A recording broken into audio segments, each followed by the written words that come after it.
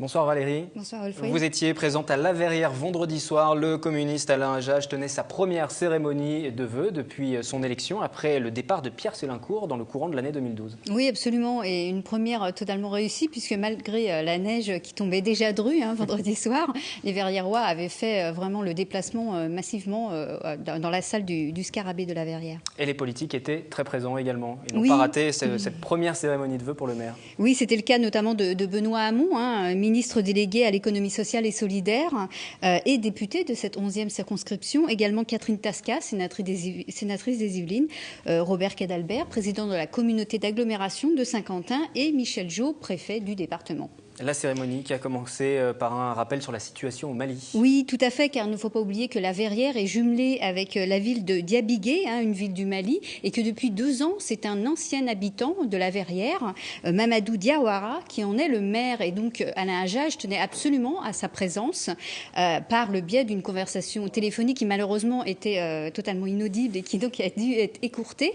Pour autant, Alain Hajaj a souligné qu'il était totalement d'accord avec l'engagement des troupes militaires françaises au Mali. Alain Hajaj qui a également tenu à souligner l'importance de la solidarité entre les Verriérois. Oui, parce que la ville de La Verrière a une pauvreté assez significative. Je rappelle qu'il y a 22% des habitants qui vivent en dessous du seuil de pauvreté, soit 6 000 habitants pour un revenu moyen de 2 230 € par mois et par ménage.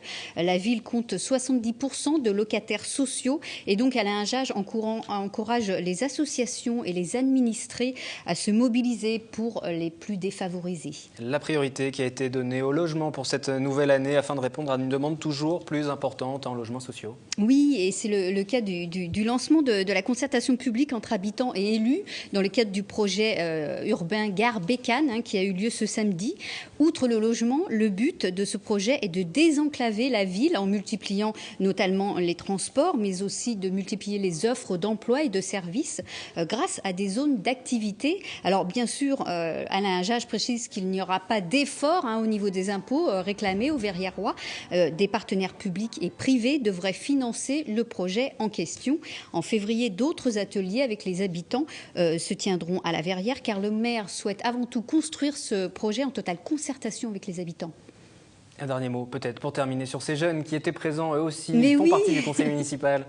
De nouveaux élus, donc pour cette toute première édition des conseils municipaux des jeunes, fraîchement élus depuis le 10 janvier dernier, ont été présentés à l'occasion de ces vœux 2013. Ils ont fait leur premier pas en tant que représentants politiques. Merci Valérie. Demain, dans la prochaine édition du 7-8, le point sur les vœux de voisins, le bretonneux.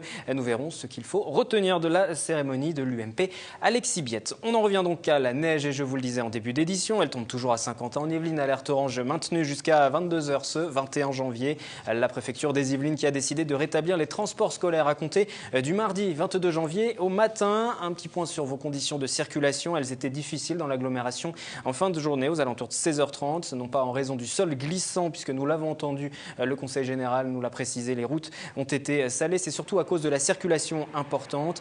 Nos équipes ont relevé plusieurs kilomètres de bouchons, notamment à Saint-Quentin en Yvelines, également pour relier Saint-Quentin en Yvelines depuis Saint-Cyr, l'école. Soyez prudents avec le froid qui va se faire plus important au cours de la nuit et du verglas qui pourrait bien évidemment arriver. Dans un instant, comment prévenir les risques du cannabis. Auparavant, la neige, c'est aussi fait pour s'amuser, vous allez le voir.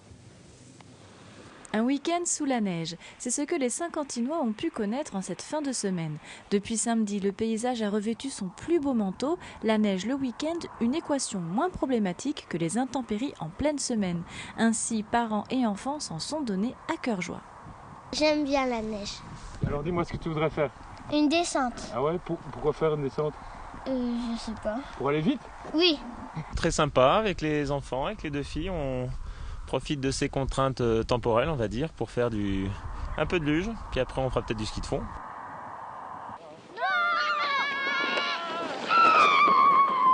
Je suis avec un copain pour aller faire de la luge. Parfois on se gamelle et parfois non.